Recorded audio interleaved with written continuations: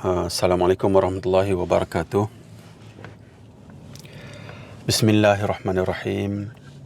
Innal hamdalillah nahmaduhu wa nasta'inuhu wa nastaghfiruh. Wa na'udzu billahi min syururi anfusina wa min sayyiati a'malina. Man yahdihillahu fala mudhillalah wa may yudlil fala hadiyalah. Wa asyhadu an la ilaha illallah wahdahu la syarikalah wa asyhadu anna Muhammadan abduhu wa rasuluh.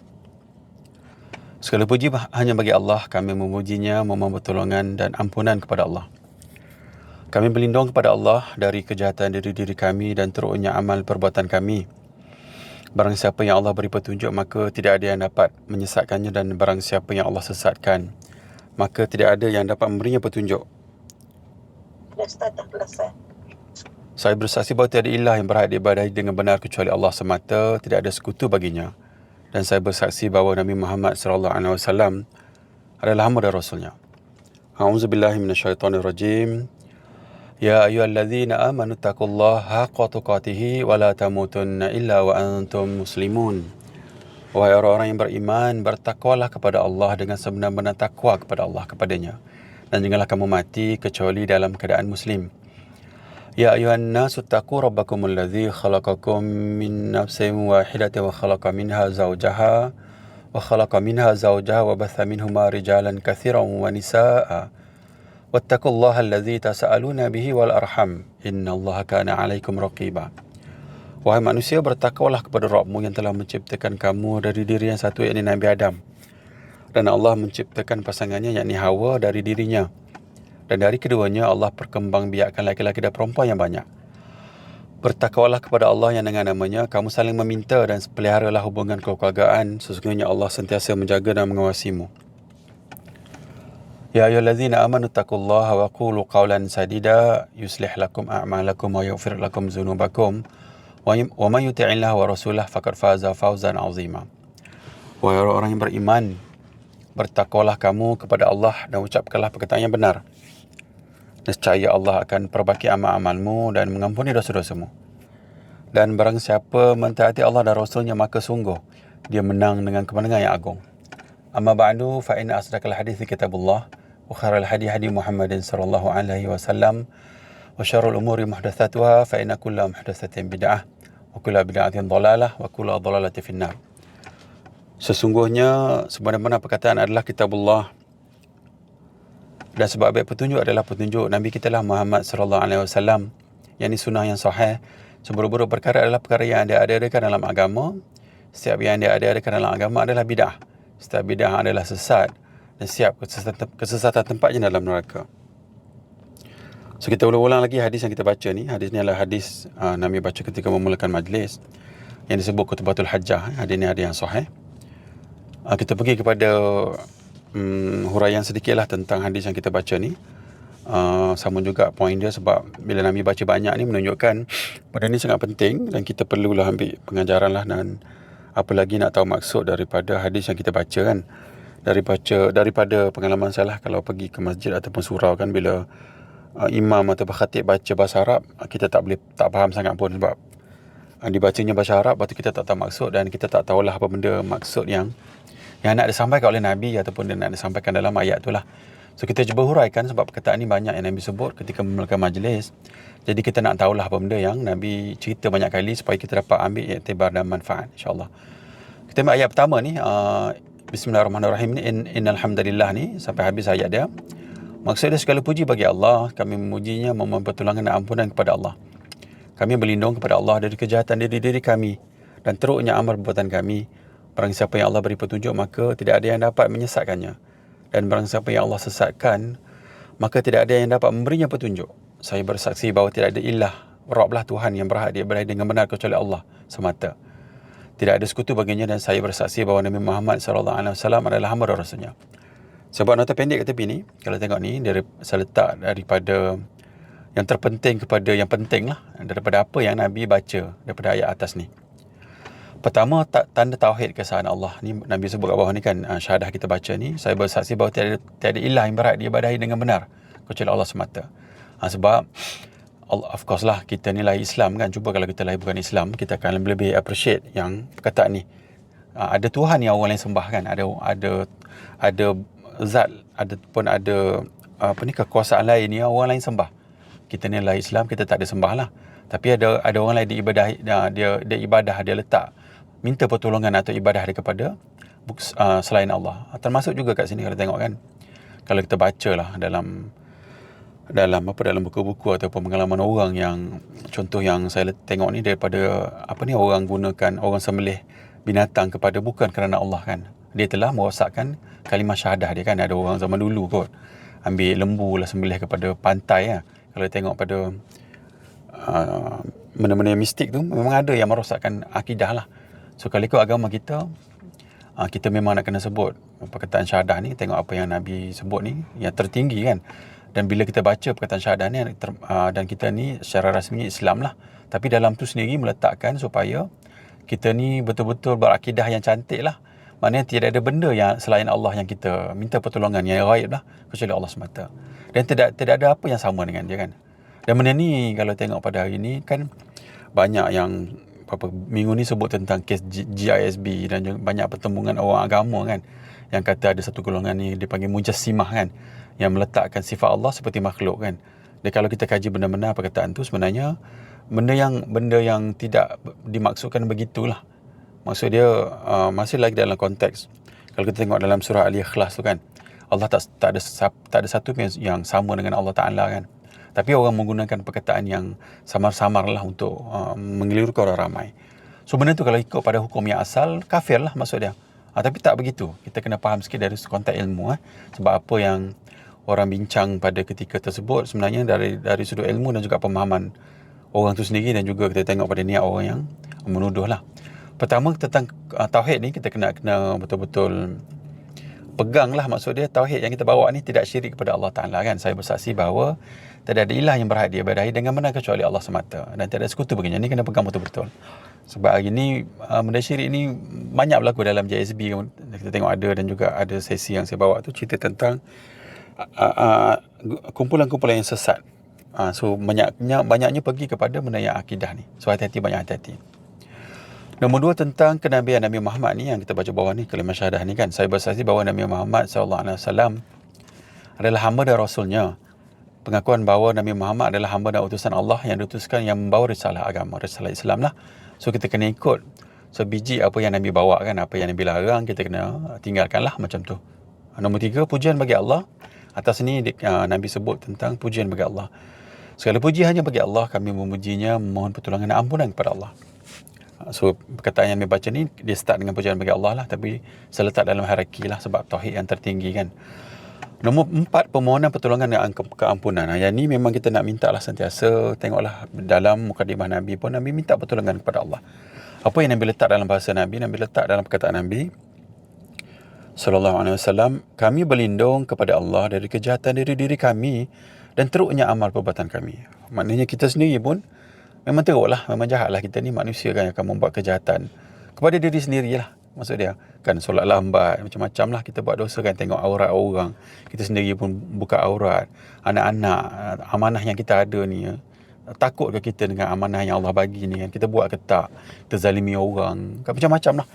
Kita bawa kereta pun kan, tengah bawa kereta kita potong orang. Tengok lain panjang kita potong kan, macam-macam tu. So kita tengok, kita reflect balik daripada keburukan kita ni lah. Sebab manusia ni akan banyak buat kesilapan, dan reflectkan balik lah. Cuma doa ni kita minta kami berlindung kepada Allah dari kejahatan kami. Maknanya kita tak buat lah. Maksud dia bila kita aware yang kita akan buat kesilapan, dan dah buat banyak kesilapan, dan kita tak nak buat lah. Kita reflect balik, oh kita tak mau lah. Kita ikut peraturan yang apa yang dah ada lah. Kita tak nak zalimi orang lain, termasuk benda-benda yang tak elok tadi. Last sekali, daripada mukadimah pertama ni, hidayah dan kesesatan.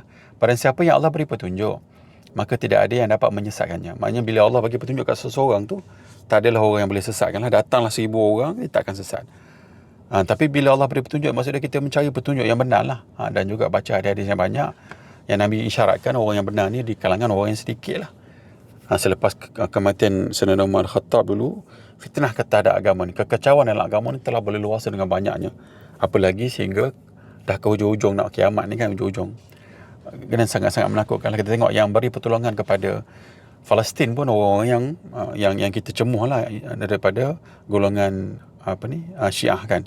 Itu adalah fitnah ataupun ujian kepada kita. Kita tengok orang yang benar-benar patut tolong tak tolong kan, orang yang lain pula yang tolong. Jadi bagaimana kita nak sesuaikan, ataupun orang yang tak ada ilmu dia tengok macam mana kita nak buat ni, maka adakah itu petunjuk kebenaran Syiah contohlah kan. Kadang-kadang dia datang ke arah ke situ.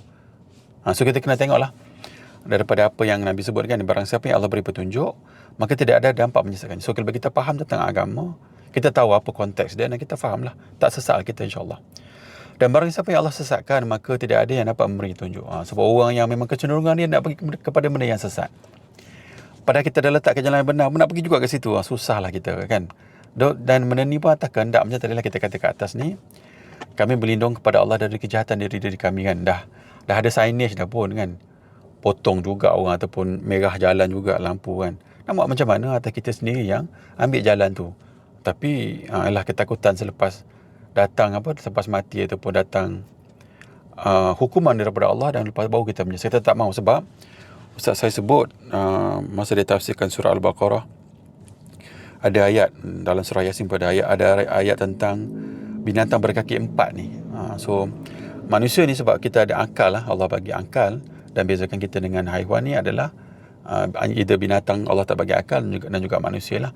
Dan bila kita dah mati nanti, barulah akal tu tak boleh nak guna sangat dah akal tu. Sebab kalau baca hadis-hadis yang banyak, bila kita mati nanti malaikat yang bawa macam cemeti lah, ke kanan kita pergi, ke kiri dah. Dan masa tu dah tak ada dah pahala dan dosa kan. So akal dah tak digunakan sangat selepas mati. Tapi akal akan berguna di dunia ni. Sebab tu Allah bagi Quran untuk kita baca dan hayati, dan kita berfikirlah apa yang ada dalam Quran. Sama juga dalam konteks ayat yang pertama ni kan, bila Allah nak beri petunjuk, dan akal yang berfikir kan. Maknanya tidak mustahil bagi manusia untuk Allah bagi petunjuk lah, atas sebab kemampuan manusia untuk berfikir. Dan ada juga orang ni memang dia akan cari benda yang sama-sama yang sesat ni, yang pelik-pelik ni kan. Macam tengok orang JSB ataupun mana-mana orang lah. Kita tak naklah kita dalam golongan ni. Sebab kita nak supaya kita ni dapat Allah bagi petunjuk dengan doa yang kita minta dengan Allah Ta'ala ni kan. Dan kita open minded lah dengan ilmu-ilmu yang baru. Dan juga bila orang dan baca hadis yang banyak lah. Hari ni pun kita nak baca hadis yang banyak supaya kita faham apa agama ni berkehendak ataupun hendak kita capailah dalam konteks agama, insyaAllah. Okey, itu mungkin memang pertama daripada Kutubah Hajjah. Kita pergi kepada format tazkirah hari ini. Kita akan cerita tentang peringatan kematian. Macam biasa kita akan ulang-ulang, dan harapannya adalah bismillah, meresap dalam diri kita tentang kematian lah. Kalau kita terbangun, macam saya sebut lah, kalau terbangun tengah malam, duduk tengah buat kerja depan PC ataupun macam-macam lah dekat site ke apa, tengok orang naik kereta ataupun dapat WhatsApp, ingatkan kematian, teringat tentang kematian, dan kita ingatlah Allah bagaimana kan, macam tu. So kita nak ulang-ulang lah supaya setiap minggu ada peringatan, ada tazkirah tentang kematian yang harapannya boleh suburkanlah hati kita ataupun boleh tundukkan nafsu kita lah, insyaAllah. Nombor 2, kita pergi kepada kitab Riyadhus Salihin ni, tamat-tamat orang syurga. Kita baca hadis 37 dan seterusnya lah. Last week satu hadis yang kita baca, hadis yang panjang tu, hadis yang cerita tentang ada budak dengan ustaz lah, pendeta dan juga ahli sihir kan. Lala semua orang masuk Islam lah. Tapi ngerilah daripada zaman tu, sebab raja dia kata dia Tuhan, dan penolong dia adalah ahli sihir lah. Sebab keajaiban tu dia associate dengan agama kan. Sebab tengok pada Dajjal bila dia datang nanti, Dajjal akan bawa keajaiban. Sama juga hari ni, manusia ramai tertipu dengan keajaiban. Dengan orang hari ni, dia nak letak dalam konteks agama, keajaiban manusia ni dia letak atas nama karamah. Orang tengok, karamah atas dunia dah power, lepas mati lagi power. Tidaklah saya mendinaikan karamah tu, cuma tengok pada kaedah ilmu, pengamalan ilmu orang tu sendiri kan. Dia tak tengok kepada hadis pun dia ambil rojak je, ada dhaif palsu pun dia ambil.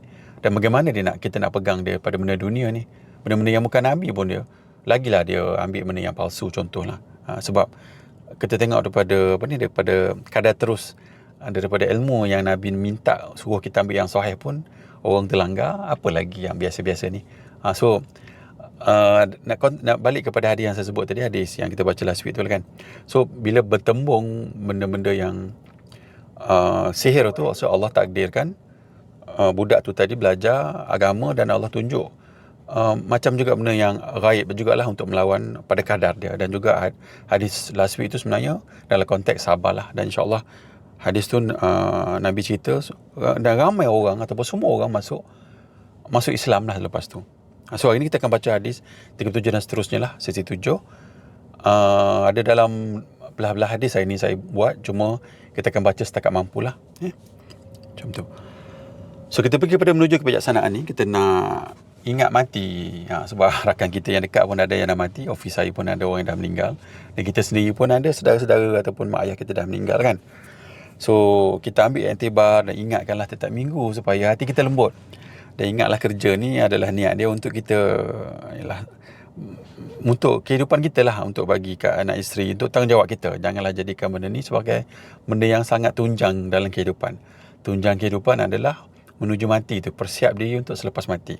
Nah, gunalah benda dunia ni untuk translate ataupun convert benda ni jadi bekal kita. Kita tak nak kita convert apa yang atas dunia ni jadi dosa pula kan lepas mati. Kita nak biar jadi bekal.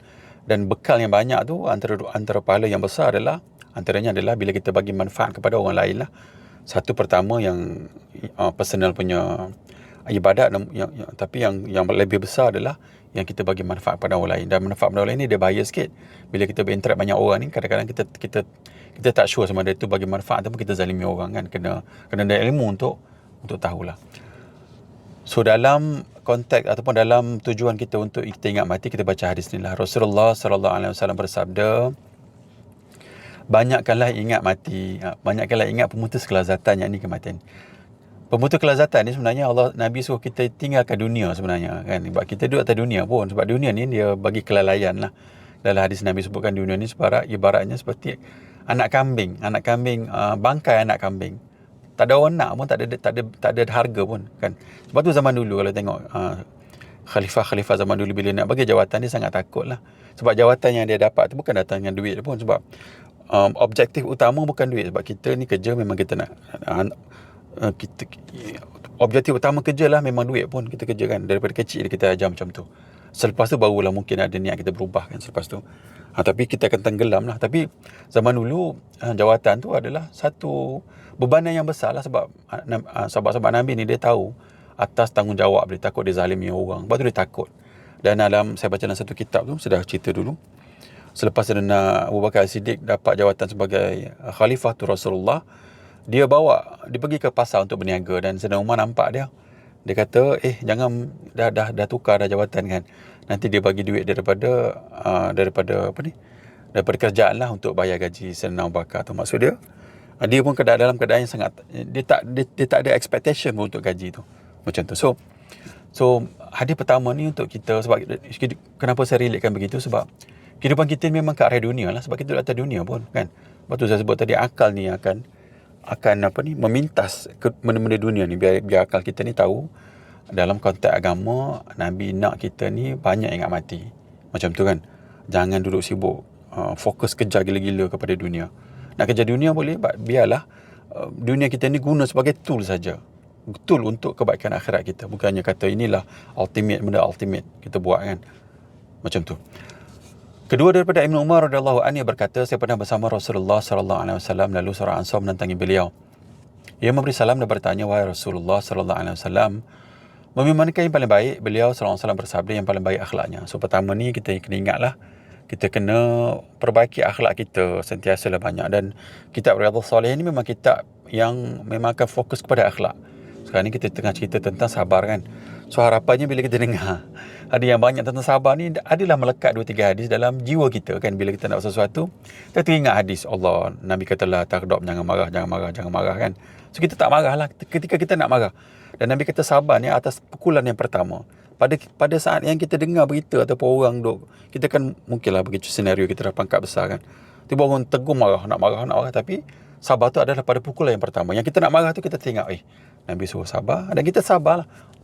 Dan kita tenang. Itulah sabar yang daripada definisi agama lah. Macam tu.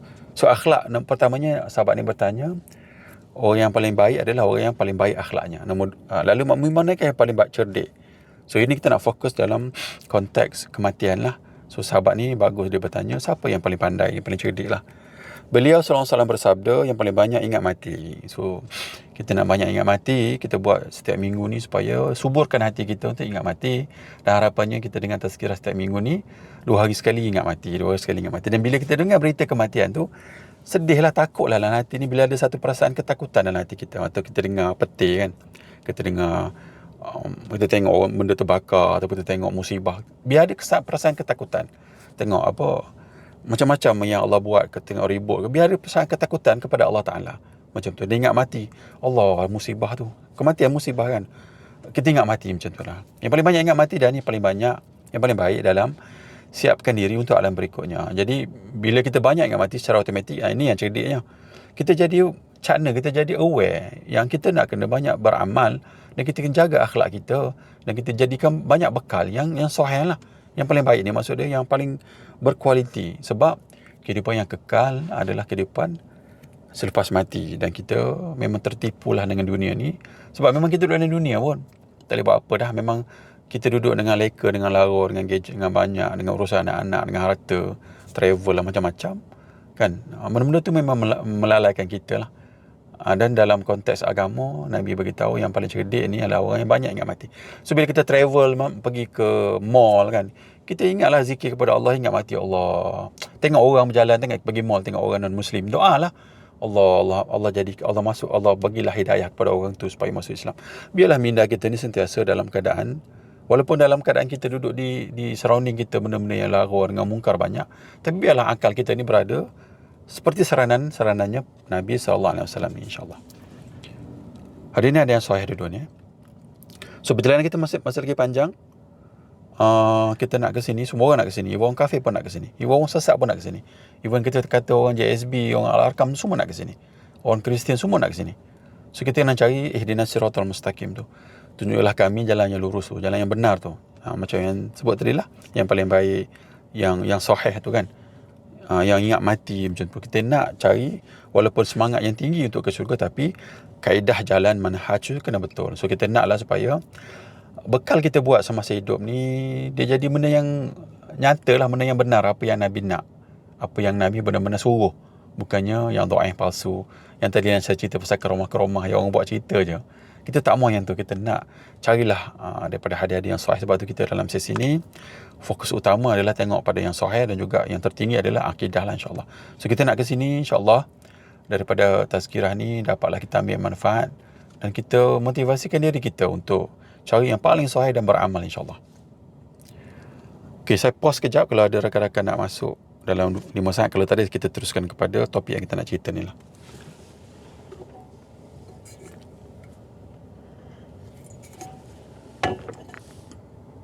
Okey, kalau tak ada, kita pergi kepada kitab yang kita nak baca ni. Tengok belakang-belakang saya dah buat hadis 37 sampai ke hadis 50. 50 ni dalam 3 muka surat lagi habislah bab sabar. Kita akan masuk bab lain lah, tapi kita akan baca dan juga kalau rakan nak masuk nak contribute dalam sesi ni boleh, tak ada masalah. Kita bincang sama-sama. So kitab Riyadhus Salihin, ulang lagi, adalah nama penulis kitab ni adalah Imam Nawawi. Biarlah sinonim lekat dalam jiwa kita ni. Imam ni imam besar kita. Kita ingatlah Imam Syafi'i, Imam Nawawi, dua-dua tu kena pegang lah. Orang dalam mazhab Syafi'i memang tak lulus lah kalau dia tak kenal dua imam ni. Kan Imam Nawawi, Imam Syafi'i. Nama dia Abu Zakaria Muhyiddin Yahya bin Sharaf. Kan orang duk sibuk kan, orang lain ambil pandangan mazhab lain contoh kan, yang selalu orang duk kutuk nama-nama yang buruk tu kan. Padahal dalam konteks Ahlussunnah wal Jamaah jugalah pandangan dia kan macam perlis kan. Dia ambil pandangan yang lain daripada mazhab Syafi'i, mungkin ambil pada pandangan pada mazhab Hanafi contoh kan. Dah kita sendiri duk pegang mazhab Syafi'i, nama Imam Nawawi tak tahu. Jadi benda yang pelik lah, jadi benda yang kita bercakap atas dasar emosi bukan ilmu kan. So kita nak ambil apa yang ada dalam fahaman kita tentang agama adalah mesti melalui ilmu yang sahih tu. Banyakkan ilmu supaya kita tahu macam tu. Dan duduk dalam apa yang kita sebut awal tadi lah, insyaAllah. So nama Imam Nawawi ni Abu Zakaria Muhyiddin Yahya bin Sharaf An-Nawawi. Dilahirkan An-Nawa ni sebuah kampung kecil di wilayah Syria, dekat Hauran, Syria.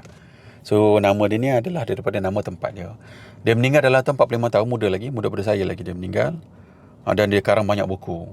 Itu saya ada juga nak buat buku, tapi duk sibuk-sibuk ni 3-4 muka surat je boleh. Dia nak ceritanya maksud dia, maknanya pada keadaan muda dia dah berkhidmat kepada dunia Islam, kepada sampai hari ini buku dia berada di, kitab-kitab dia berada di masjid-masjid yang diajar oleh orang. Betapa besar. Kalau ikut tadi saya sebut tentang karamah kan, kalau saya lah ataupun ustaz pun dah sebut juga lah, inilah karamah yang sebenarnya kan. Buku dia yang dibawa ni, Allah, satu dunia, adalah satu dunia pegang. Berzaman-zaman zaman ke zaman dia punya manfaat dia bagi kan. Bukan cerita tentang Imam Nawawi ni terbang ke, Imam Nawawi ni ambil air bagi minum kuda terbang, pelik-pelik kan, bagi ke harimau bawa kayu. Itu benda-benda yang sangat-sangat pelik dan tahyulan, merosakkan akal. Sebab Allah, mustahil bagi Allah letak benda tu dalam agama lah. Boleh katakan mustahil sebab Allah yang jadikan semua benda atas dunia ni kan. Kita tengok laptop, kereta, semua-semua Allah jadikan. Dan itulah sebenarnya dalam konteks manusia ataupun sunnatullah yang Allah nak kita fikirkan benda-benda macam mana kejadian dia. Kita nak huraikan bagaimana penciptaan ataupun makhluk yang Allah cipta tu dari dalam konteks sains tu kan. Tapi kita duduk sibuk hari ni, duduk sibuk cerita. Bukan kita lah, sebahagian orang duduk sibuk, duduk takjub dengan benda-benda yang ghaib, dan Dajjal datang nanti dia bawa benda ghaib, habis kita kena habis macam tu. Tapi nak cerita pada nak relate kepada karamah Imam Nawawi ni kan, dengan kitab yang dia baca ni, kita duduk baca kitab dia kan. So dalam kitab ni dia ada 1900 hadis, banyaklah. So insya-Allah kita baca selagi masih lagi ada sesi ni dibenarkan Allah Taala juga. Ada kebenaran lah, kita akan baca, kita akan cubalah habiskan hadis ni insya-Allah. So ada 372 bab dalam 19 buku utama lah dalam kitab ni. Tapi kitab ni dah diseringkaskan, senanglah kita nak tengok. Dan tak silap saya ada yang 1 jilid dan ada yang 2 jilid je sekarang ni kitab ni boleh baca. Cuma kita akan go through hadis dia insya-Allah dalam sesi-sesi ni untuk masa depan juga hari ni lah. Okey, dalam sesi nak kenalkan juga Imam Nawawi lagi dengan Imam Syafi'i ni sebab maknanya tak lulus, gagal lah kita kalau kita kata kita mazhab Syafi'i, tak kenal lah antara dua imam yang besar ni kan. Dan imam-imam lain lah, supaya adalah awareness dan kita ada exposure tentang nama-nama imam-imam kita lah, pemimpin-pemimpin kita kan. So pemimpin yang terbesar sebenarnya lah di kalangan of course lah Nabi dan juga sahabat Nabi. Sebab sahabat Nabi ada yang Nabi ataupun Allah Ta'ala dah confirmkan mereka ni adalah ahli syurga. Dan kita nak ikut generasi pertama tu lah. So generasi pertama, sahabat yang last daripada generasi pertama adalah Amr bin Matilah. So kena ingat, ustaz saya juga ada sebut, tak ada orang yang di luar kalangan sahabat ni lebih mulia daripada sahabat-sahabat Nabi ni. Ataupun kalau kita cerita ke orang ni, orang duk cerita apa, Syekh Abdul Qadir Jalani, macam-macam duk cerita ni kan. Ustaz saya kata, tak ada orang yang boleh lebih tinggi daripada sahabat Nabi. So maksud dia maknanya, kalau kita nak jadikan contoh, ambillah sahabat sebagai contoh. Kan ataupun ambil sahabat yang mana yang dah ada di Abu Talha yang dah dikonfirm oleh Nabi, mereka ni adalah ahli syurga. Kan Abu Bakar Siddiq contohnya kan. Ambillah dia sebagai idola lah. Ambillah kalau ada kitab tentang ni, kita bacalah orang yang sepatutnya yang kita cakap dari lafaz mulut. Kita cinta, kita nak supaya dia jadi generasi terbaik. Tapi yang itulah last yang kita tak ada ilmu tentang mereka kan. Macam kita dengan mak kita kan. Sayang mak. Tapi mak kita lah tak tahu. Paling tak tahu apa-apa tentang mak kita. Orang lain cerita, mak awak ni, macam ni, paginya macam ni. Kita tak tahu apa-apa. Tapi lafaz mulut, cerita kita lah paling sayang mak kita. Tak betul lah maksud dia. So mesti daripada lafaz, kena selari dengan perbuatan lah insyaAllah. Dan ada usaha kat atas tu. So sahabat Nabi ni kita golongan yang kita nak ikut. Dan pergi kepada tabi'ut tabi'in ni, Imam Syafi'i pun di kalangan tabi'ut tabi'in lah.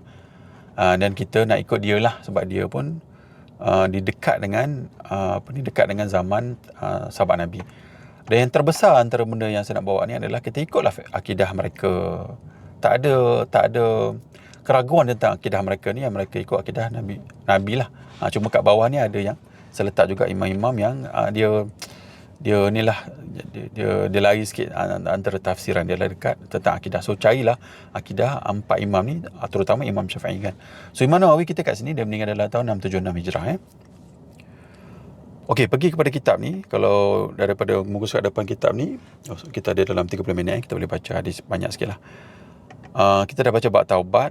Sekarang ni kita dah baca bab ikhlas, kita dalam bab sabar. Muka surat 29 sampai muka surat 50 ni. So kita akan baca dalam hadis 37 ke atas lah insyaAllah. So habis ni kita akan baca bab jujur. Okey, kita pergi pada hadis 37 daripada Abdurrahman bin Abdullah bin Ibn Mas'ud radhiyallahu anhu berkata, saya akan melihat langsung sewaktu Rasulullah SAW menceritakan tentang seorang Nabi yang dipukul kaumnya sendiri sehingga berlumuran darah. Dia mengelap darah dari mukanya sambil berdoa, "Ya Allah, ampunilah kaumku kerana sesungguhnya mereka tidak mengetahui." Tengok kat sini, ni saya tulislah dia punya ni. Cuma tengok pada hadis ni dulu. Nabi-Nabi ni memang selalu orang belasah lah tengok kesian kat Nabi kan. Kita ini, ialah orang duk sayang Nabi dengan cerita Nabi sedih kan. Tapi wasiat ataupun peninggalan Nabi tu kita jarang nak fokus. Macam tadilah saya sebut cerita tentang sahabat Nabi kan.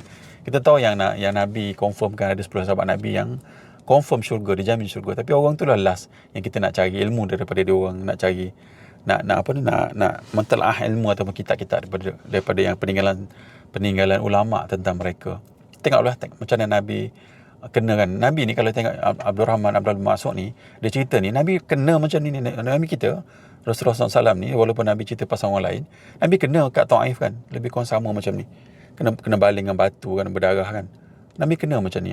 Tapi Nabi doa yang sama. Nabi kata, "Allah, ampunlah kaumku kerana sesungguhnya mereka tidak mengetahui." Sebab itulah sebab dalam konteks sabar kan, orang berdakwah ni ke situ. Dan ini menunjukkan tentang sunnah daripada apa yang kena bawa oleh kita lah. Kita kena bukan pukul orang lah, kita kena dakwah maksud dia. Biar orang tahu. Sebab apa? Ramai orang tak tahu. Sebab tu kita nak kena banyak buat dakwah biar orang tahulah. Especially benda-benda akidah ni kan. Dan Nabi ni pun banyakkannya bukannya cerita tentang masalah fiqah ni. Ni semua ni dalam keadaan akidah ni. Nabi first tier untuk agama adalah akidah. Tadilah yang kita baca syahadah tadi kan, yang awal tadi tu. So akidah dulu. Dan bila kita cerita tentang akidah, memang akan banyak penentangan. Tengok daripada hadis 37 ni, maksud apa tu huraian dekat sini. Nabi disakiti lah, dan juga Nabi Muhammad pun kena kan. Nabi kita pun kena masa Taif tu, dan juga ada perang yang Nabi kena panahan lah dekat geraham dia kan. Abu Ubaidah tarik kan. Pengajaran ada satu sifat pemaaf. Kita kena adalah sifat pemaaf. Sebab pemaaf ni datang daripada rasa concern lah, rasa nak tolong orang tu kan. Sebab orang tu tak tahu kan, nak tolong. Sebab kita tengah cerita benda yang mungkin dah 10 tahun, 20 tahun ataupun daripada lahir orang tu pegang. Kita nak ubah orang. Ni macam culture change jugalah, kita nak ubah. Orang akan marah, dan orang ada kuasa, tenaga, dia akan react to it lah. Dia akan membantah. Kasih sayang kepada umat, kita juga kena ada kasih sayang kepada rakan-rakan kan. Nabi kata dalam hadis, kita baca hadis 40 kan, yang cerita tentang Muslim ni bersaudara kan. Sabar dan juga doakan bagi orang lain. Ini sifat-sifat Nabi dalam konteks ni, dan kita kena ambil, dan kita kena sabarlah, terutama dalam bab berdakwah lah macam tu. Sebab kita nak orang lain juga selamat lah. Dan kita ni, katalah kita ni pada pandangan, kita ni duduk bukan di kalangan orang yang berdakwah, yang didakwah tu. Yang didakwah ni maknanya bukalah sikit kan kepala minda tu. Cubalah absorb apa yang orang dakwah lah, supaya cuba dapat benda yang benar. Dan juga orang yang mendakwah tu sebenarnya tak ada manfaat apa-apa pun untuk dia. Tak ada pula orang bagi duit apa bayar, tak ada untuk dia tu. Mungkin dia guna duit dia sendiri. Dia ni buat tu kerana Allah Ta'ala kan. Kita tengok balik, kita buat penilaian semula kan. Apa motivasi orang ni? Macam Nabi kan, apa motivasi dia sebenarnya kan. Dan bila kita berfikir, kita dapat mungkin benar lah apa yang dia bawa. Macam itulah maksud dia dalam konteks dakwah, insyaAllah.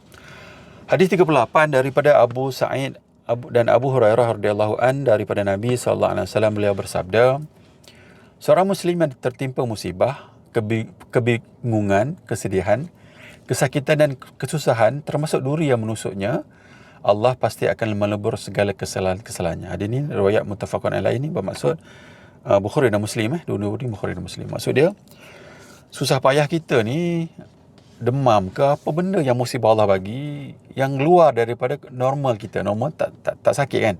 Ada orang kesakitannya banyak kan, duduk hospital, keluar hospital kan. Semua tu Allah akan hapuskan dosa-dosa dia.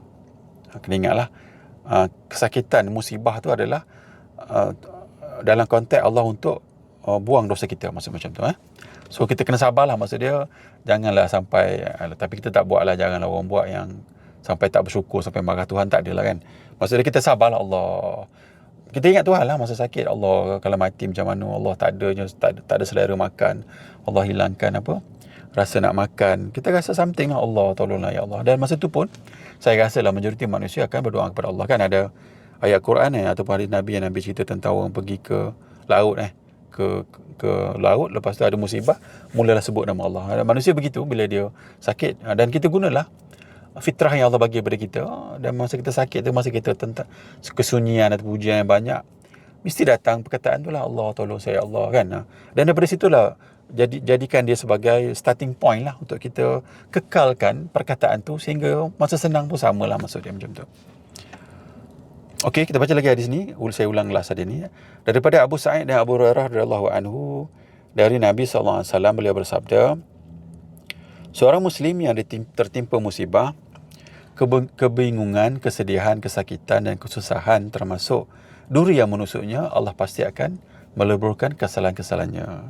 Jadi kalau kita sabar atas musibah, Allah bagi pahala insyaAllah. Hadis 39 daripada Abdullah Ibnu Mas'ud radhiyallahu an, dia berkata, saya menemui Nabi SAW ketika beliau sedang menderita sakit panas. Sakit panas ni sakit demam tinggi ni, tengah demam dengan demam panas ni. Saya berkata, Rasulullah, sungguh engkau benar-benar sakit panas, benar-benar demam lah, panas badan Nabi. Beliau berkata, ya, sungguh panas yang saya derita ini, 2 kali ganda daripada biasa dideritai oleh orang dari kalian. Maknanya Nabi ni kalau bila kena kesakitan 2 kali ganda Allah bagi kat dia. Maknanya sangat teruk lah keadaan Nabi tu. Kena ingatlah Nabi ni adalah manusia tau. Dan juga kena ingat tau, bukannya Nabi ni ditempatkan atas benda-benda yang ghaib, benda-benda yang pelik yang selalunya orang letak lah, benda-benda yang mistik kan. Tidak begitu. Nabi sakit 2 kali ganda maksud dia. Sakit lah macam kita lah sakit. Maksud kena letak Nabi ni, apa yang dia buat atau apa yang dia rasai itu, kita kena ada belas kasihan ataupun ihsan lah, sebab dia manusia macam kita. Saya berkata, kalau begitu engkau mendapat 2 pahala 2 kali ganda. Beliau menjawab, ya, begitulah keadaannya. Seorang Muslim yang menderita sakit, tersusuk duri atau yang lebih dari itu, Allah pasti melebur kesalahannya dan menggugurkan dosanya, seperti daun-daun di pepohonan yang berguguran. Muttafaqun alaih.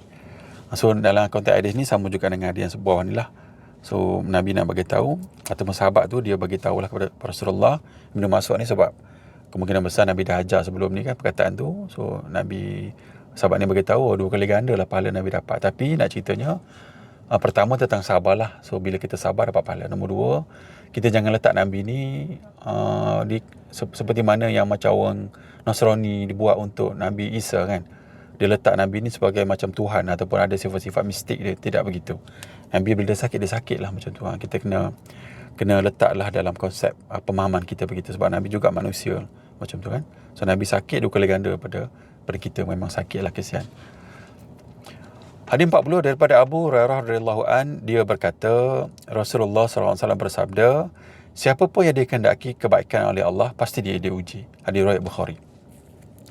Siapa yang dikehendaki kebaikan oleh Allah, dia pasti diuji. So hadis ni saya baca sekali lagi ya. Siapa yang berkehendaki kebaikan oleh Allah, dia pasti diuji. So hadis ni adalah hadis yang boleh kita jadikan saringan untuk kita lah. Kalau kita duduk dalam keadaan happy, relax, tak ada apa pun kan. So kita kena baca hadis ni lah. So kebaikan Allah nak bagi ni, Allah akan uji orang tu kan. Dia tempat dunia ni adalah tempat kita singgah untuk kita pergi kepada tempat yang yang kekal kan. So nak pergi pada tempat yang kekal, kena bawa bekal. So bekal dia adalah ujian dalam dunia ni. Kalau kita duduk ikut arus dunia kan, orang cerita pasal artis kahwin, kita pun ikut. Dan nak kita pula yang duk sebar aib orang lain, lepas tu kita juga mungkin setuju dengan wartawan yang yang sebarkan tu kan. Jadi duduk dalam keadaan yang tak ada ujian kan. Ujian, orang marah pun kata biar, ataupun orang marah dia kata inilah ujian, pada keadaan, pada pandangan yang salah contoh. So kena ingat, sabar ni, dalam konteks sabar ni, Allah akan uji manusia kalau Allah nak bagi dia kebaikan. Kena ingatlah fitrah yang Allah bagi kepada kita ni, kan orang banyaklah masalah tempat kerja, di rumah, personal, macam-macam, anak lah, dengan ayah kita, dengan mak kita, keluarga, rakan-rakan, dengan ujian nak pergi kerja, jam, macam-macam lah kita buat ni. Dalam kehidupan kita Allah bagi ujian yang banyak kan. Mungkin nak keluar rumah, tersepak ke apa, tercabut kuku ke apa, macam-macam ujian yang Allah bagi. Kenapa? Sebab Allah nak bagi kebaikan kepada orang tu. Dia pasti akan uji. So ujian, dan hadis yang lain kan Nabi sebut cerita tentang orang yang paling dekat dengan Allah adalah orang yang paling banyak ujian dia. Dan Nabi sebutlah Nabi pada tingkat yang pertama yang dekat dengan Tuhan. So ujian kepada Allah ni adalah kebanyakannya dekatnya dengan Allah atas ujian tu kebanyakan atas dakwah ni lah. Atas dakwah yang Nabi buatkan, yang Nabi cerita dalam hadis Nabi yang lain ni kan. Ni yang atas ni kan, yang orang pukul dia dalam ujian dia tu untuk bagi kebaikan kepada orang sampai berdarah, dan dia masih lagi berdoa. Dan surah Yasin awal dulu pernah kan, tahun lepas kita cerita tentang surah Yasin kan, tentang ada dua nabi yang datang kepada satu kaum yang dalam surah Yasin tu, dan nabi tu dibunuh, dan datang orang lain, manusia biasa, dan pun dia pun dibunuh. Dan dia doa kepada Allah masa dia roh dia diangkat tu, dia kata macam ni, lebih kurang dia cakap benda macam ni. So ada orang dia macam ni, dia yang keadaan dia sangat sabar, dan dia nak supaya orang berubah macam tu. Poin saya tadi nak ceritanya tentang ujian tu. Allah akan uji manusia, dan ujian tu kita nak letak akal kita ni adalah kebaikan yang Allah bagi untuk kita dekat kepada Allah. So ingatlah bila ujian datang, Allah kata Allah ni nak untuk Allah sedang cari jalan untuk kita bagi kebaikan kepada kita. Macam tu lah, untuk kita dekat kepada Allah macam tu. Kita baca dalam box yang saya buat ni, yang sebelah kanan ni. Ujian ni tanda kebaikan. Rasulullah SAW bersabda, siapa yang akan nakiki kebaikan, pasti dia diuji lah. Hadis ni, pengajaran dia, ujian tanda kasih daripada Allah Ta'ala. So ujian yang banyak ni tanda kasih lah. Jangan pula kita bantah ataupun kita ni lah, sebab dia belas kasihan daripada Allah kepada kita. Dan kita kena sabar dalam ujian lah. Allah bagi ujian sabar. Dan sabar ni pula benda yang saya faham lah, dan sabar ni bukannya duduk diam pendam, bukan begitu. Kena ada support system lah. Orang dalam keadaan susah kan, contohnya orang tu memanglah susah, tak ada duit kan, dan dia macam-macam ujian yang Allah bagi, dan kena ada support system dia. Mungkin dia tak boleh bagi duit, mungkin dia boleh bagi dari sudut moral kan, dengar apa yang dia cakap, macam tu lah, untuk bagi dia ruang supaya sanity, supaya akal dia tak terkawal lah, tak pergi kepada benda-benda yang tak elok. Hikmah ujian ni cara Allah untuk tingkatkan keimanan lah, supaya dekat dengan Allah Ta'ala. Sebab secara fitrahnya bila diuji, kita tak cari orang lain, kita cari Allah lah. Kita kata Allah susahnya, kita tak kata tak tua-tua nak call bapak buat apa lagi kan. Selalunya kita akan malu lah, kita akan minta dengan Allah yang ghaib kan. Selalunya begitu secara fitrahnya. Okey, kita pergi kepada hadis 41. Daripada Anas radhiyallahu an, dia mengatakan Rasulullah SAW bersabda, janganlah seorang dari kalian mengharapkan kematian akibat kesusahan yang menimpanya. Maknanya kalau teruk sangat kan, jangan minta mati. Andaikan terpaksa dia harus berbuat demikian, berdoalah. So Nabi ajarlah, kalau lah teruk sangat, doa macam ni. Ya Allah, biarkanlah saya tetap hidup kalau memang kehidupan adalah terbaik bagi saya. Matikanlah saya kalau memang kematian adalah yang terbaik bagi saya. Macam tu. So ni dalam konteks sabar, tapi orang yang berada di keadaan tu mungkin dia akan ada perasaan untuk bercakap macam ni lah. Kita mungkin dalam perang ke, ataupun mungkin dalam yang tadilah yang saya cerita tentang yang orang sangat sabar ni kan, mungkin orang yang sini kan, yang bila lah teruk sangat ujian, duit pun tak ada, macam kat Palestin kan. Yang saya tengok dalam media sosial tu, yang dia pergi ke mana tiba-tiba anak dia baru lahir kan, nak buat surat beranak tiba mati dah semua kan. Kan memanglah emosi kita akan burst lah, sebab dapat benda yang baik, lepas tu mati dah kena bunuh, dan jadi marah yang banyak lah. Mungkin ada terkeluar perkataan-perkataan ni. Jadi hadis-hadis ni adalah hadis yang bagi satu kaedah kepada orang macam tu. So sebab kadang-kadang orang ni dia kebiasaan dia kan, dia kadang dia terlepas cakap, dia sebut kan, kadang dia sebut, dan adalah Nabi letak dalam bagi kaedah supaya kita berdoa cara dia begini. Dia tak adalah dalam keadaan normal kita ni, kita tak sebut benda ni lah kan. Cuma mungkin ada satu hari nanti keadaan yang kita rasa begitu kan, macam saya buat contoh orang Palestin tadi kan. Dan doanya beginilah maksud dia. Ya Allah, biarkanlah saya tetap hidup kalau memang kehidupan adalah terbaik bagi saya lah. Matikanlah saya kalau kematian terbaik bagi saya. Muttafaqun alaih. Kalau tengok daripada nota yang sebab belah kanan ni, larangan mengharapkan kematian. 1, nombor 2, kena sabarlah dalam ujian. Nombor 3, doa ni Nabi ajar kita macam mana kita berdoa ketika sangat teruk keadaan kita ni kan. So kita minta lah, kita ada ilmu, dan bila kita expose dengan hadis Nabi ni, kita tahu apa nak buat pada ketika kita sebut macam tu, insyaAllah. Hadis 42 daripada Abdullah Kabab bin Al-Arad radhiyallahu an, dia mengatakan, kami mengadu kepada Rasulullah SAW. Ketika beliau sedang berbaring beralaskan mentalnya, mental ni yang macam serban tu kan, serban tu boleh jadi mental jugalah, di bawah naungan Kaabah. Kami berkata, mengapa engkau tidak memohon pertolongan untuk kami? Mengapa engkau tidak berdoakan kami? Beliau menjawab. Mana ni sahabat-sahabat yang sedang diuji banyak ni masa tu ni. Sekejap bismillah. Beliau menjawab, maknanya dia nak reflect, nak relate kepada permohonan sahabat ni lah, sebab dia tengah uji. Sahabat ni tengah dalam ujian yang banyak ni ketika dakwah awal Nabi di Mekah kan. Umat sebelum kalian, beliau menjawab, umat sebelum kalian ada di tanah yang hidup.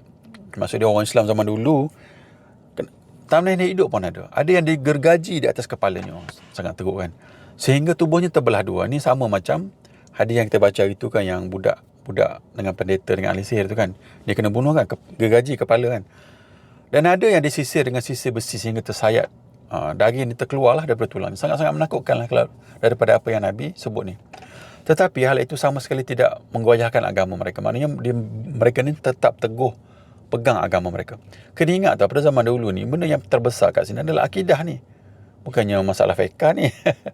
Masalah akidah ni, maksud dia, apa saja ujian yang orang jahat buat untuk dia tu, dia orang memang tetap dengan akidah yang betul. So, benda yang sangat besar ni kena pertahankan benda akidah. Sebab tu, banyak fokus saya kepada akidah lah, supaya kita pegang. Sebab benda tu yang menentukan rosak tak rosak lah, ataupun buruk tak buruk, ataupun elok tak elok, ataupun kualiti kita dengan Allah Ta'ala nanti lepas mati.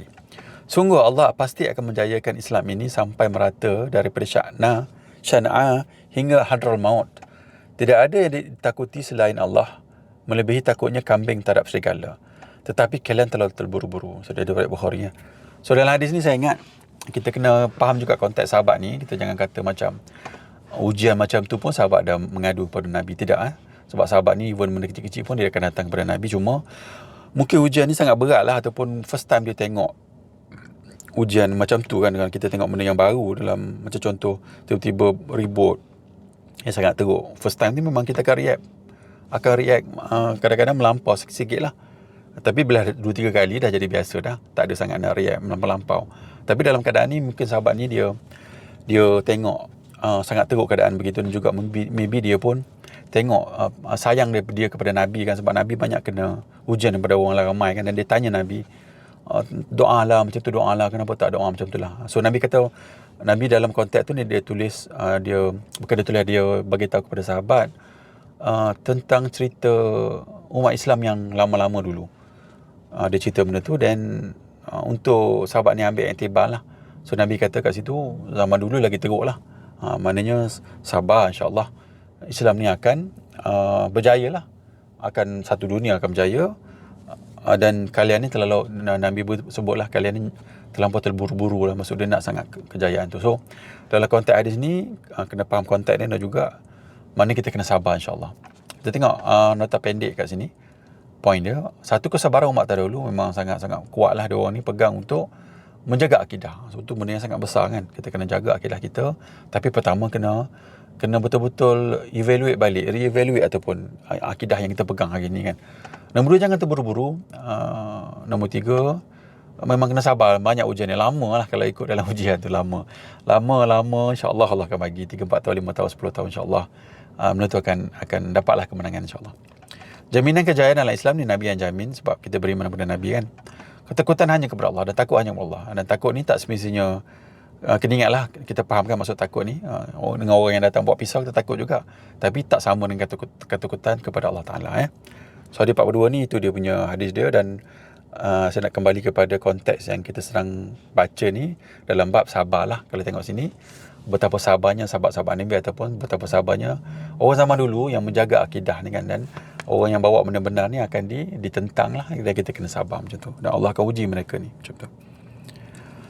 Hadis 43 daripada Ibnu Mas'ud radhiyallahu anhu, dia mengatakan, selepas perang Hunain, Rasulullah SAW memberi keutamaan pembagian harta rampasan perang pada orang-orang yang terkemuka. Beliau memberi 100 ekor unta kepada Al-Aqra', begitu juga kepada Uyainah bin Hins, serta beberapa pemuka bangsa Arab yang lain. seorang sahabat keberatan dengan kebijakan ini dan berkata, mana sahabat seorang ni dia macam tak berapa puas hati lah daripada pemberian ataupun agihan Nabi ni, serta beberapa pemuka bangsa Arab yang lain. Orang lain, ini dia berkata, demi Allah, ini pembahagian tidak adil, disebut kepada Nabi lah. Dan bukan semata untuk mengharap reda Allah. Maknanya perkataan ni sangat berat lah kalau ikutkan, sebab dia bercakap kepada Nabi.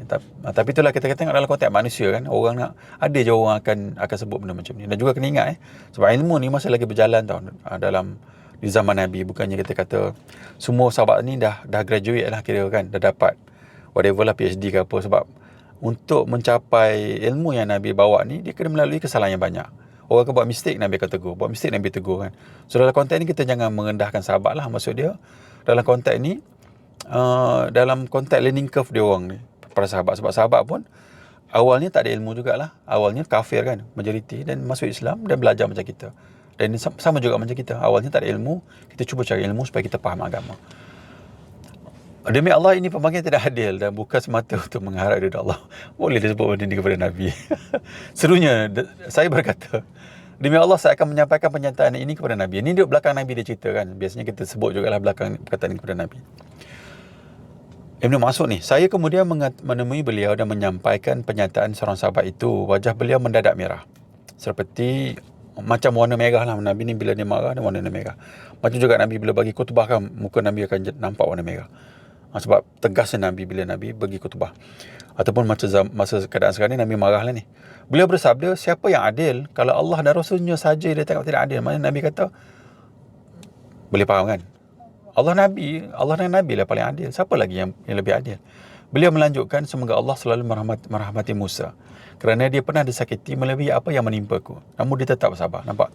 Kaedah Nabi ni, bila dia tengah marah kan, untuk dia sabar, dia relatekan dengan orang yang lebih teruk kena. Kan Nabi Musa lebih teruk. Macam tu. Sebab tu Nabi, kalau dalam hadis yang sahih, Nabi juga sebut kita kena duduk di kalangan orang-orang yang susah ni kan. Supaya kita dapat menghayati. Dan juga boleh nak letak pembezaan tu lah. Bila kita banyak ilmu, kita tahu orang tu lagi susah. Sabarlah kan. Sebab benda ni bila kita relatekan dengan apa yang macam Nabi sebut ni, dia akan redakan sedikit perasaan kita lah. Saya berkata tidak mengapa, setelah peristiwa itu saya tidak berani lagi melaporkan ucapan semacam itu kepada beliau. Muttafaqun alaih. So dalam konteks ni, Nabi dia tak konfront kepada sahabat tadi, cuma dia macam bagi satu, Nabi marah lah, maksud dia bila dengar perkataan ni kan, sebab nampak sangat sahabat ni tak faham apa yang Nabi ajar lah. Sebab kan kita beriman dengan Allah dan Rasul, tiba-tiba sebut perkataan ni, maknanya macam ada gap lah dalam pemahaman dan juga iman kat situ. Kalau ikut sini memang ada masalah iman, dan most probably Nabi nak kena dia tarbiyah ataupun banyak lagi mengajar lah kepada sahabat-sahabat macam tu. Cuma dalam konteks ni, kita tengok Ibn Mas'ud ni, dia kata last sekali kan, lepas tu dia tak berani beritahu dah, sebab dia tahu benda ni akan menyakiti Nabi. Sebab perkataan-perkataan ni mungkin ada kat belakang orang sebut, orang yang tak faham lah, tak sepatutnya manusia ni sebut. Cuma kena ingat kenapa berlaku perkataan ni, sebab sebagai manusia, dia tengok benda yang tak adil, dia akan sebut. Sebab logik akalnya memang tak adil pun macam tu. Cuma sebab Nabi ni ada divine intervention kan, ada wahyu daripada Allah Ta'ala kan. So dia jadi adil lah sebab dia ada wahyu macam tu. Dalam konteks kita baca secara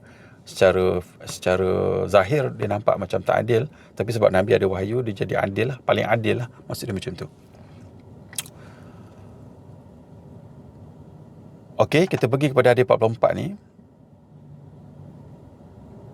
Kejap dalam belah kanan ni saya ada tulis sikit ni. Cuba kita baca yang last ni. Keistimewaan para sahabat ialah kemampuan mereka untuk segera kembali kepada keimanan yang benar setelah ditegur oleh Nabi. So sahabat-sahabat Nabi ni, sebab mereka ni radhiyallahu an kan, yang Allah dah confirm Allah rahmat mereka ni. Sebab tu saya sebut tadi dalam konteks ni, kita jangan ambil secara literal lah. Maksud dia, sahabat ni bila Nabi tegur, dia akan kembali kepada benda yang benar lah, macam tu. Dan manusia ni memang akan sebut, akan ada tergelincir dia. Dan kita sendiri pun akan ada perkataan-perkataan tergelincir kita kan. Kita sebut benda-benda yang tak sepatutnya kita sebut. Tapi bila kita diberi teguran, kita kembali baliklah kepada benda yang benar lah, macam tu. Dan juga dan kita tahu, kalau ada orang masih lagi sentiasa duduk keadaan ni, maknanya banyaklah benda nak kita kena ajar orang tu. Nak kena suruh, kena tarbiyah dia supaya tahulah, supaya faham konsep Allah dan Rasul tu tempat mana kan, macam tu. Okey, kita pergi hadis 44. Ada 6 minit lagi. Daripada Anas radhiyallahu an, dia mengatakan Rasulullah sallallahu alaihi wasallam bersabda, apabila Allah menghendaki kebaikan pada hamba-Nya, dia menyegerakan ujian di atas dunia. Bila Allah ni bila nak orang tu kebaikan kepada dia, banyak ujian Allah bagi atas dunia dia. So kita tengok orang yang banyak ujian dengan orang Palestin ke, macam-macam orang kat sekeliling kita yang banyak ujian dia. Kita kena letak dalam hati kita ni, Allah nak bagi kebaikan banyak dan dia dekat dengan Allah macam tu.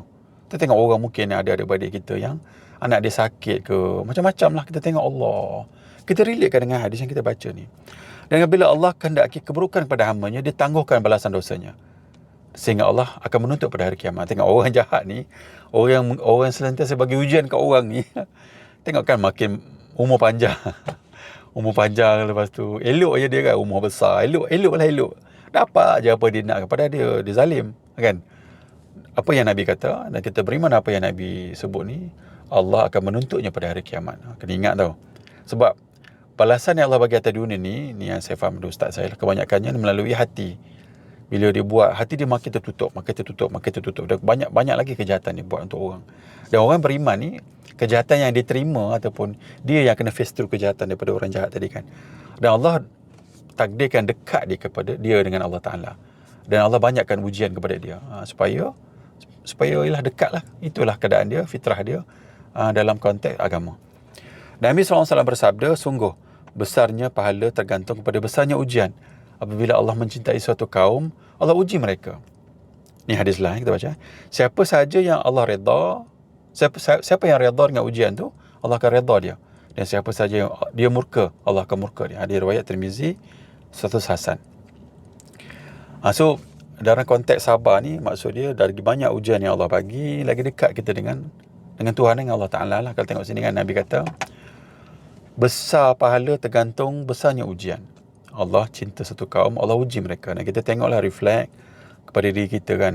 Kalau orang tu duduk, dia pula jadi jadi penzalim kan, kita tak nak. Kita nak duduk di dalam golongan yang sentiasa diberi ujian lah. Tapi kita tak nak ujian tu kan, stres kita. Tapi Allah akan bagi ujian lah secara fitrahnya kepada orang yang dekat dengan hamba-Nya. Kita tengok keadaan Rasulullah SAW kan. Ujian sentiasa ada. Ada ketika Nabi lepaslah ujian tu kan, maksudnya selepas perang, dah berjaya, dah boleh tawan balik kota Mekah kan. Tapi pada awalnya Allah teruk sangat ujian. Dan tadi kita baca hadis tentang Nabi beritahu ada Nabi yang kena pukul kan sampai berdarah kepala dia kan. Dan Nabi kena sendiri. Maksud dia memang sangat-sangat teruklah ujian untuk orang dalam konteks agama ni lah, maksud macam tu. Okey, ada 3 minit lagi, saya ingat saya stop kat sini. Next week insyaAllah kita akan sambung di 45. Dan harapannya dapatlah ambil pengajaran dan kita boleh internalize lah hadis yang kita dah baca tadi. Dan insyaAllah kita dapat tahulah, dapat kenal kitab Riyadhus Salihin ni kan. Biar kita jadi biasa, dan juga bolehlah cari buku dan juga kita baca sikit-sikit supaya benda ni dapat jadi pedoman kepada kita. Sekarang kita tengah baca kitab bab sabar insyaAllah. Subhanakallahumma wa bihamdika asyhadu an la ilaha illa anta astaghfiruka wa atubu ilaik. Wassallallahu ala sayidina Muhammadin wa ala alihi wasallam. Assalamualaikum warahmatullahi wabarakatuh.